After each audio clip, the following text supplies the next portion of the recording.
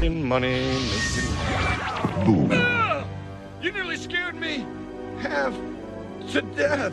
Only half. Pity. His was a voice of range and talent. 1 minute, in his deep, sonorous baritone, he could haunt your nightmares. What you have stolen from me. In another, he could sound like a wise old grandfather giving you advice you'll carry for the rest of your life. On the clearest of nights, when the winds of the Ethereum were calm and peaceful. And then, in another, he could leave you rolling with laughter after a goofy delivery. And settle down with his new wife Vanessa to live happily ever after. Or so he thought. No matter what form his voice came in, Tony J did not sound like a man who sold houses. He was born in London in 1933, the son of Jack and Ethel J. And from an early age, he did what so many future actors do. He stole school plays. At Pinner County Grammar, he was always an actor, by his own recollection, declaiming lines with a seriousness that probably made the other boys slightly nervous, and a few teachers quietly delighted. He was the sort of student who turned even a simple classroom reading into a mini-production, complete with pauses, emphasis, and a faintly alarming sense that he might suddenly ask for a spotlight. The desire to perform was there from the beginning, obvious to anyone who watched him stride onto a makeshift stage in a school hall that smelled of polish and chalk dust. And then, as so often happens in real life, and almost never in movies, he put the dream aside and went into something sensible. After completing his national service with the Royal Air Force in 1953, swapping school uniforms for military discipline and learning the pragmatic routines of adult life, he chose real estate over the stage. Property, after all, paid better than soliloquies, and you could not, as his more practical side pointed out, buy groceries with applause. Agents and casting directors were uncertain things. Mortgages and deeds were not. So he folded up the idea of a professional acting career, stored it somewhere in the back of his mind, and set about being a responsible grown-up.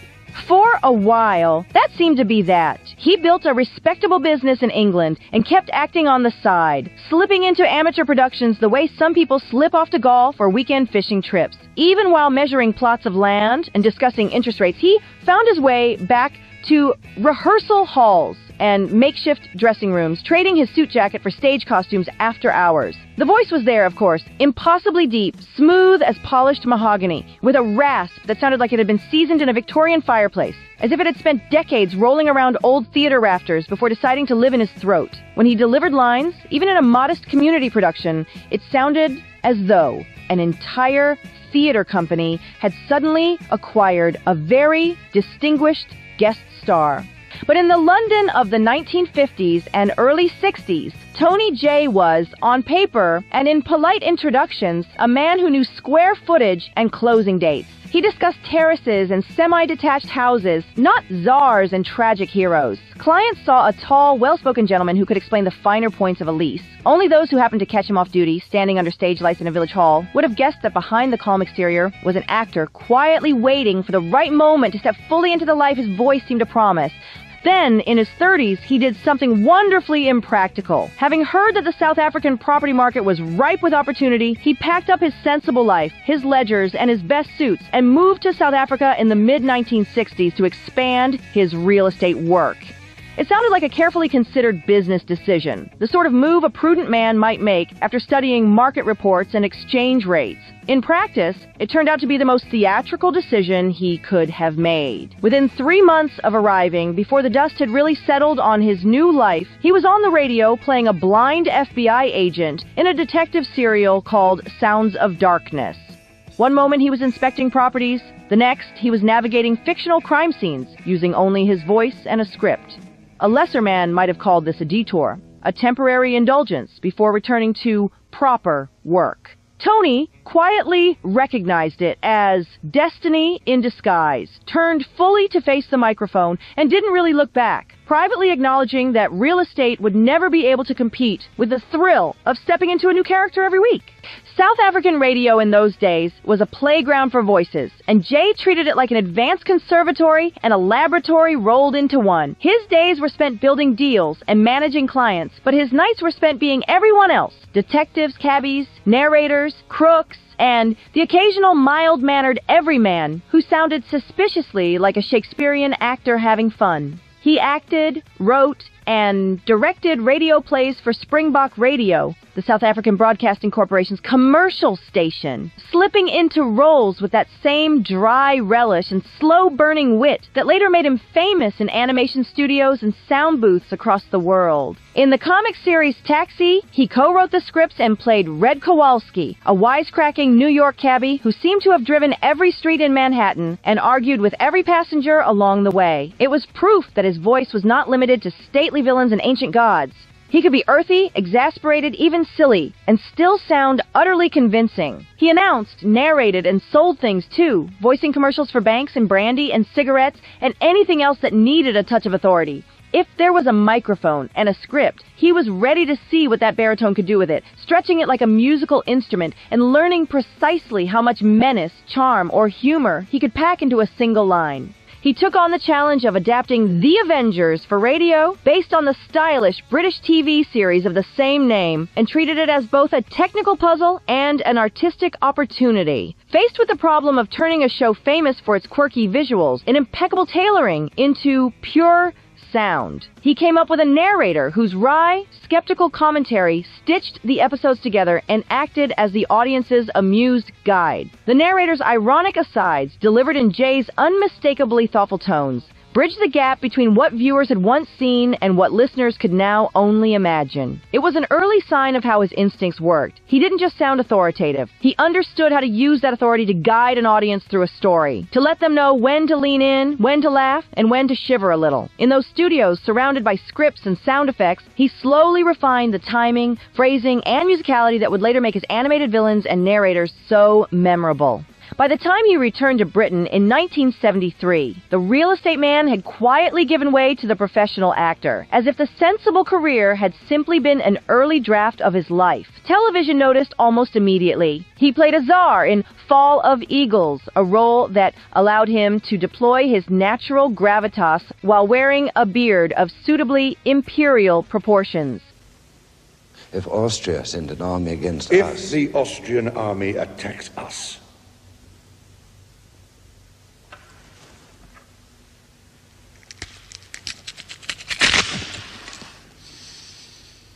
that's what we'll do to the Austrian army. He turned up in crime shows like The Sweeney and The Professionals, usually as someone with inside information, an accent, or both, and slipped into the BBC's Shakespeare projects, including Timon of Athens, where his command of classical language made itself felt. Nay, that's most fixed. The most incomparable man, breathed, as it were, to an untirable and continuate goodness. He passes. On film, he popped up as Vladimir Maximovich in Woody Allen's Love and Death, proving he could handle philosophical silliness as comfortably as solemn drama. And in one of those almost moments that decorate theatrical lives like footnotes, he met with George Lucas about a planned science fiction film then called Galactic Warfare. Lucas was considering him for the role that would become Obi-Wan Kenobi, the wise old mentor with a mystical backstory. Jay agreed in principle. One can only imagine how elegantly he might have said, "Use the Force," probably making it sound like both a gentle suggestion and an ancient commandment. In the end, Lucas chose Alec Guinness, and history went one way instead of another. But Tony took the near miss with philosophical calm and moved on to conquer other corners of the acting universe.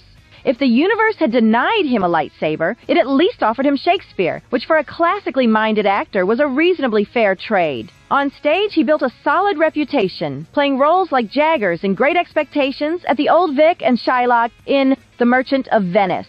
Roles that made good use of his imposing frame and beautifully controlled diction. His height, around 6'4", and that architectural voice gave him a kind of built-in grandeur. He could simply walk on stage, open his mouth, and sound as if he'd been in charge of things for several centuries. He joined the Royal Shakespeare Company, and in 1986 was cast as Vincent Crummles in their marathon stage adaptation of The Life and Adventures of Nicholas Nickleby, an 8.5-hour theatrical endurance test that toured Britain before traveling to the United States. Night after night, he helped carry audiences through Dickensian orphans, theater troupes, melodrama, and moral lessons, proving that his stamina matched his talent. It was a role that not only cemented his standing in serious theater, but also, as it turned out, opened the door to the next great chapter of his career across the Atlantic. That tour turned out to be the hinge of his life. The moment when Tony J stopped being a solid British stage actor who occasionally worked abroad and started becoming something else entirely. Broadway has a habit of quietly resorting people's destinies, and Nicholas Nickleby did exactly that for him. When the show reached New York and settled into the Broadhurst Theater, the critics came, sharpened their pencils, and, in Tony's case, put them down again with something very much like approval. The New York Times called his performance brilliantly played, and the New York theater world, which can be both snobbish and easily distracted, actually took note. For a man who had already worked at the Old Vic and with the Royal Shakespeare Company, it was still a new kind of validation, the sense that he could cross an ocean and still hold an audience. The accolades didn't stop at kind phrases in print. He earned a Drama Desk nomination as Outstanding Featured Actor, which placed his name alongside performers who had been haunting New York stages for years. But just as important as the trophy he almost got was something less glamorous and much more useful. He gained an American agent. Actors seldom admit it in public, but an agent who believes in you is often a more practical miracle than a mantle full of awards. Awards can raise eyebrows. An agent picks up a phone. With one well-placed believer in his corner, Tony suddenly found that American producers and casting directors could imagine his voice, his height, and his particular air of authority in their projects. He had already decided. He later admitted with a certain amused frankness that if America wanted him, he would stay. America did. The applause, the reviews, and the agent all added up to a clear answer. He moved to the United States in 1986. Trading English drizzle for Los Angeles sunshine and New York casting offices, and almost immediately found himself auditioning for TV pilots and guest roles. On one of those pilots, a show called Circus, he met a makeup artist named Kathy Rogers.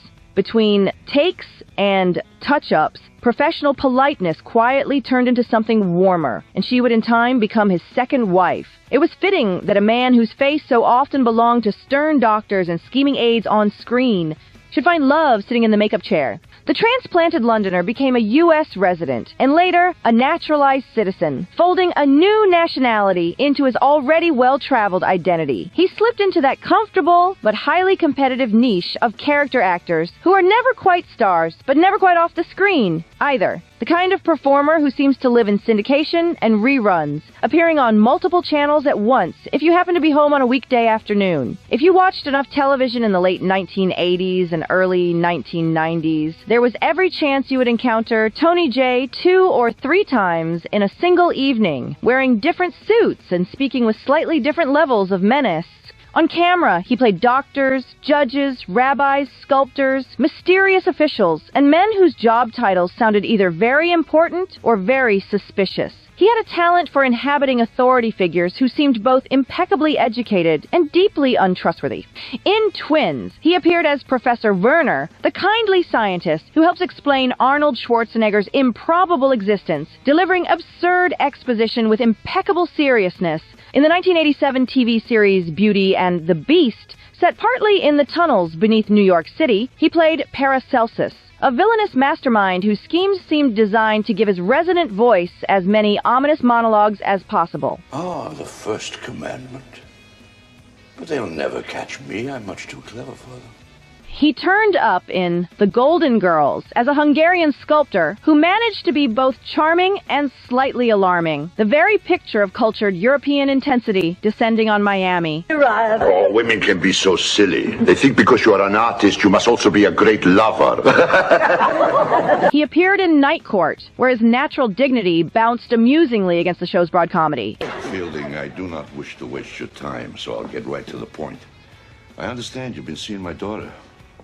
Oh, I don't know if I'd say seeing. In Erie, Indiana, where he fit right in among the town's oddities, and in Matlock, where his refined presence gave the folksy lawyer something dignified to push against. On Lois and Clark, The New Adventures of Superman, he settled into what might be one of his most quintessential live-action roles. Nigel St. John, Lex Luthor's elegantly sinister right-hand man, a valet with the moral outlook of a cobra. Nigel seemed to know every secret in Metropolis, and to disapprove of almost all of them, and Tony played him with a dry amusement that made the character unforgettable, even when he was just standing silently behind a chair.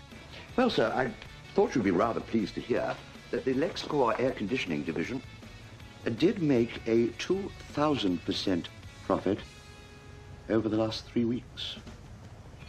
He might, at this point, have gone down in television history as one of those British heavies Americans vaguely remembered from courtroom dramas, detective shows, and the occasional science fiction episode. He would have been filed away in the memory under that tall fellow with the terrifyingly smooth voice. But then the 1990s arrived, bringing with them an unexpected revolution in children's television and animation. Cable expanded the number of channels, studios invested in smarter scripts, and suddenly cartoons weren't just frantic toy commercials. They were clever, stylized, and ambitious. It was a golden age for animated series that wanted to entertain kids and slip in some sophistication for the adults in the room. Somewhere in an office at Disney or a similar studio, a casting director listened to Tony Jay's voice and had a small epiphany. The same baritone that had played czars and schemers, that had intimidated lawyers and plotted in dimly lit lairs, would sound utterly magnificent, threatening animated ducks, jungle animals, and masked vigilantes. Children's television, which had always loved a good villain, was about to adopt one of the great villain voices of the age. His transition into American animation happened gradually, and then, as these things do, all at once. In 1991, he voiced Monsieur Dark in Disney's Beauty and the Beast, the morally flexible owner of the local asylum who was only too happy to help Gaston with his plan to have Belle's father declared insane. Dark isn't on screen for long, but Tony made every line count, turning what could have been a throwaway bureaucrat into a memorably sinister little cameo. Oh, that is despicable. I love it. In one of those stories voice directors love to tell at conferences and in interviews, all of his dialogue for the role was recorded during his audition. The producers listened back afterwards, perhaps prepared to schedule a proper session, and instead decided that he had nailed it in one go. There was no point, they reasoned, bringing him in just to repeat the same lines with slightly different intonations. They sent him a paycheck, edited the audition tape into the film, and called it a day. It was an early and rather delightful example of what colleagues would later call his one-take wonder tendency. The ability to walk into a booth, glance at the script, and deliver a performance so precise and so fully formed that tinkering with it felt like vandalism. For Tony Jay, who had spent years on radio learning to communicate everything with his voice alone, it must have felt like coming home. For the animators and directors of the 1990s, it was the beginning of a decade in which whenever they needed a villain who could sound cultured, terrifying, and oddly irresistible, they knew exactly which number to dial. Around the same time, Disney Television Animation started looking for someone who could step into the role of Shere, the urbane tiger from The Jungle Book, for the spin-off series Tailspin. George Sanders had originated the role in 1967, and the bar was high. His dry, aristocratic delivery had already become iconic. Anyone following him would have to sound dangerous without ever raising his voice, sophisticated without ever sounding soft, and amusing without slipping into outright parody. Jay didn't imitate Sanders so much as inhabit the same neighborhood. His Shere Khan, now a sleek business magnate in a world of airplanes, floating cities, and air pirates, sounded like the sort of executive who could buy a small country between breakfast and lunch and then sue it after dinner for failing to meet performance targets. A perfect pilot must handle any situation. You told me your tin men were perfect. What do you want me to do? I suggest you call for help. The Tiger's every line arrived with the precision of a legal document and the timing of a punchline. Children watching Saturday morning cartoons suddenly encountered a villain whose line readings were as meticulously crafted as any stage monologue. And parents half listening from the kitchen sometimes looked up, wondering how a cartoon tiger had just sounded more cultured than half their acquaintances. A very emotional man. from there, he seemed to be everywhere, as if the 1990s animation boom had collectively decided to give him permanent residence in the airwaves. On Darkwing Duck, he was the Grim Reaper, bringing to a comic superhero spoof the unnervingly calm tone of someone who has all the time in the world. Oh, yeah. I forgot about you. But I did not forget about you. On Gargoyles, he was Anubis, the Egyptian god of the dead, played not as a cackling monster, but as a weary cosmic civil servant, the sort of deity who might quietly remind mortals to take a number and wait their turn. Death is always pointless. That is the point. On Spider-Man, the animated series, he voiced Baron Mordo, dipping his baritone in sorcery and spite, so thick that even simple exposition lines sounded like ancient curses. Carnage, release the contents of the urn. On Fantastic Four, he was Galactus, the planet-devouring cosmic entity, sounding very much like a man who considered entire solar systems an acceptable snack, and whose idea of small talk involved entropy and extinction. You have disrupted my cosmic timetable for the last time. He became a fixture on Reboot as Megabyte, the digital virus with the manner of a Victorian industrialist and the wardrobe to match. In a medium that was still finding its footing as one of the first fully computer-animated series, his performance gave the villain real gravitas, as if some grand theatrical presence had been uploaded into the mainframe by mistake. Megabyte didn't just threaten, he orated, savoring every consonant as though it were part of a well-aged speech. Kids who had only just learned what a hard drive was were suddenly learning what it meant to be menaced by a voice that could have chaired a board meeting, bullied an entire board of directors, and then conquered a small kingdom before tea. Even the simple act of saying a hero's name became, in his hands, a kind of musical insult. A wise decision, Guardian. I won't disappoint you. On Teenage Mutant Ninja Turtles, in the waning seasons of the original 1987 series, he played Lord Dreg, a galactic conqueror whose diction was so impeccable that it almost made interstellar tyranny sound reasonable, if not downright administratively efficient. But it is rich in resources, and we must establish a new base of power. On Skeleton Warriors, he voiced Golden Skull, delivering the sort of rolling cadences that made even the opening narration feel like a theatrical event, as if the audience were being ushered into a dark, slightly ridiculous opera. A traitor revealed, a trust restored. But in the face of such ultimate evil, tranquility is at best fleeting. On Mighty Max, he played Virgil, the bird-like mentor who was, unusually for him, on the side of the good guys. Even here, though, the mentoring came with a certain ominous weight, as if Virgil were aware that destiny came with a strict schedule, an unpleasant fine print section, and considerable paperwork to be filed in triplicate. His presence gave the series a sense that, however silly the monsters of the week might appear, the stakes were genuinely enormous. The fate of 1,000,000 doomed souls, of the very world, rests upon your shoulders. In 1992's Tom and Jerry the movie, he appeared as the villain's slimy attorney, Lick Boot Subtle, where he wonderfully delivers lines in that serpentine manner that blurs the line between gluttonous malice and toadying obedience. And yes, he did also give rise to that wonderful little meme, which I will play for you right now. We've got to have money. That was just as much for me as it was for you. Anyway, he was the voice of Dr. Lipschitz on Rugrats, a baby psychologist whose very name seemed designed for comedy and whose advice soothed worried parents and amused attentive kids. Jay brought to the character a calm, slightly pompous authority that somehow made discussions of teething and tantrums sound like case studies presented at a prestigious conference. I'm sure you realize that tying the bib is a highly symbolic act. If you tie too tightly, you deprive the child of his emotional freedom. Oh, my. But tie too loosely, and you deny him the firmness of your love. Yikes. Either way, the damage could be irreparable. He turned up in Hey Arnold as snooty industrialists and disembodied voices in the sky, the sort of roles that needed to sound both ridiculous and genuinely imposing at the same time. Fetch a pencil and a piece of paper. I'll go slow. If you plant seeds, they will grow into vegetables. He narrated episodes of Animaniacs and Recess, happily sending up the idea of the all-knowing storyteller, and played the maestro in Zyber 9 New Dawn, relishing every villainous syllable.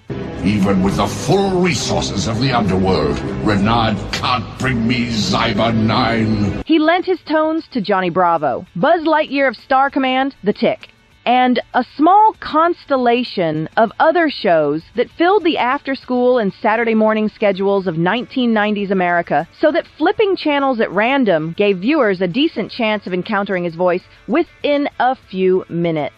His apotheosis as an animated villain came in 1996 with Disney's The Hunchback of Notre Dame, when he was cast as Judge Claude Frollo, the pious, obsessed antagonist who stalks the story's every shadow. By that point in his career, he was already known as a reliable purveyor of cultured menace. But Frollo was something else entirely, a role that seemed to have been waiting patiently for exactly his kind of voice. This is an unholy demon. I'm sending it back to hell, where it belongs. He had, according to reports, been chosen over a short list of other distinguished British actors, any one of whom would have looked plausible on paper. Yet once he stepped behind the microphone, it was difficult to imagine anyone else gliding through those lines with the same blend of silk and steel. His own description of the part was wonderfully clear-eyed and just a little wry. Frollo, he liked to say, was his bid for immortality. It was only half a joke. He approached the role not as a simple cartoon bad guy, there to sneer and cackle on cue, but as a tragic zealot, a man convinced of his righteousness, even as he slides willingly into cruelty. Frollo's wickedness, in Jay's hands, became understandable in its twisted logic, if never remotely excusable. The result was one of Disney's darkest, most psychologically complex villains, a figure whose seething inner turmoil was written as heavily in the tremor of Jay's voice as in the character's actions on screen. When Frollo condemned, pleaded, or prayed, the performance suggested a soul arguing with itself, and audiences could hear the conflict vibrating in every controlled syllable. The songs, he later recalled, were among the great professional thrills of his life, the sort of opportunity an actor of his sensibilities could happily dine out on in anecdotes for years. The sweeping score by Alan Menken and Stephen Schwartz handed him Hellfire, a musical number that felt less like a typical villain song and more like an operatic confessional, in which Frollo wrestles out loud with lust, guilt, fear, and religious justification. To Jay, this was a gift-wrapped showcase, a chance to stretch his voice from whispering shame to blazing fury, often in the space of a single verse.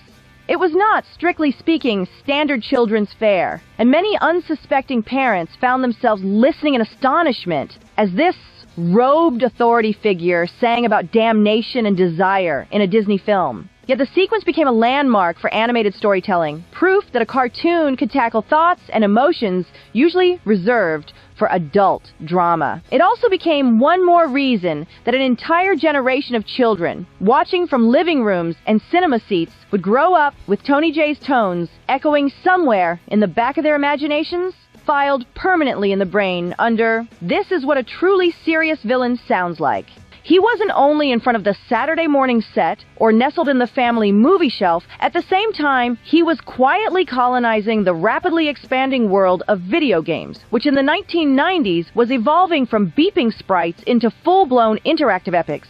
Game developers, searching for ways to lend gravitas to their intricate plots and increasingly cinematic cutscenes, discovered that his voice could do for pixels what it had already done for hand-drawn animation. He voiced the lieutenant in Fallout, cool and chilling amid the rubble of a post-nuclear wasteland, and the transcendent one in Planescape Torment, a being as abstract and philosophical as his name suggests. In the Legacy of Kain series, he embodied the Elder God, an ancient, manipulative presence that seemed to coil around the player's choices like a whispered prophecy, and he lent his voice to assorted captains, sorcerers, and malevolent entities in a variety of fantasy and science fiction titles. There is no escape. Gamers, much like the cartoon fans who had grown up on his Disney and television work, learned to associate that unmistakable baritone with fate, doom, and the kind of rich, rolling exposition that made even the most convoluted lore sound like sacred scripture being recited from a very old, very important book. Yet for all the typecasting as villains, dark forces, and ominous narrators, friends, directors, and co-stars consistently remembered him as a kind, thoughtful, and charming man, quick with a joke, and entirely free of the pomposity his on-screen and in-game roles might have led one to expect. Off-mic, the towering, dark-voiced figure turned out to be disarmingly gentle, with an easy laugh and a courteous manner that could put nervous younger performers at ease. He was a devoted fan of classic Broadway lyrics, not in the abstract, scholarly way of a collector, but with the enthusiasm of someone who genuinely loved how words and music locked together. That enthusiasm led him to record spoken-word albums, such as Speaking of Broadway and Poets on Broadway, where he recited lyrics by writers like Noel Coward, Ira Gershwin, and Oscar Hammerstein, accompanied by synthesized music he composed himself. In these recordings, the same baritone that had threatened princes and scolded supervillains now savored rhyme schemes, internal rhythms, and sly little turns of phrase, rolling them around like a connoisseur tasting a fine wine. It was a different kind of performance, quieter but no less committed, and it proved that beneath the cultivated menace and theatrical grandeur was a genuine love of language, pattern, and musical storytelling. He also delighted in the small, odd corners of voice work that most people barely thought about, happily lending his talent to projects that would never appear on a resume in large type, but that nevertheless reached millions of ears. He was the magic mirror on the home video menus for Disney's Snow White and the Seven Dwarfs, presiding over the buttons and bonus features with sly formality every time a child jabbed at the remote. He became the wizardly voice, echoing through theme park attractions, acting as host, guide, or disembodied storyteller for families wandering through dimly lit sets. He narrated documentaries about the American Civil War and about Nostradamus, making dates, battles, and apocalyptic predictions sound as compelling as any fictional saga. Antietam, 11 a.m., September 17, 1862. The relief of the Irish Brigade by Caldwell's men marked a change in the fight for a small country road. He even turned up in toy commercials and video game ads, selling plastic spaceships and action figures with the same polished diction he brought to gods and judges. Return of the Jedi. The Scout Walkers attack. The walking, fighting Scout Walker prepares to attack. Parents flipping through channels or walking past the television on their way to the kitchen would hear that familiar sound float out of the speakers and think, with a flicker of recognition, oh, it's that man again, even if they still couldn't quite put a name to the voice that seemed to be everywhere at once. In 2006, long after he had become a familiar sound to audiences who might not have been able to pick him out of a crowd, he underwent surgery in Los Angeles to remove a non-cancerous tumor from his lungs. It was meant to be a serious but manageable medical intervention, the sort of thing an actor of his age might reasonably expect to get through with careful care and a bit of enforced rest. Instead, complications followed, as they sometimes do with bleak unfairness. And on August 13th of that year, at the age of 73, he died. For a man whose career had once depended on live theater, on the energy of audiences, and the roar of applause, his farewell was quiet and private. His family held a modest service, away from cameras and public fuss. He was cremated, and his ashes were interred at Forest Lawn Memorial Park in Hollywood Hills, the cemetery that has become a kind of unofficial archive of Hollywood's past. A place where voices, faces, and lights that once dominated screens now rest behind simple markers. In the end, Tony Jay's career reads like an odd but satisfying fairy tale, the sort of narrative that feels improbable when summarized, but makes perfect sense in retrospect. A radio performer returned to England to play czars, barristers, and Shylock, earned a place in the Royal Shakespeare Company, and toured with Dickens across the Atlantic. That touring actor traveled to America with a sprawling adaptation of Nicholas Nickleby, stayed to play mad scientists and scheming assistants on television, and finally, in the 1990s, became the voice that taught American children what a villain ought to sound like. Years later, those same children, now adults, still hear him in their heads when they imagine a refined villain or a commanding narrator. They quote his lines without always remembering where they first heard them, in a medium where so much content blurs together into a haze of episodes and specials. Tony Jay's performances stand out with crisp clarity. That is his quiet victory. Not a statue on a mantelpiece, but a lasting echo, a resonant baritone lodged in the memories of millions, turning stories they half-watched on sleepy weekends into tales they will remember in some form for the rest of their lives. I exist in places you cannot find.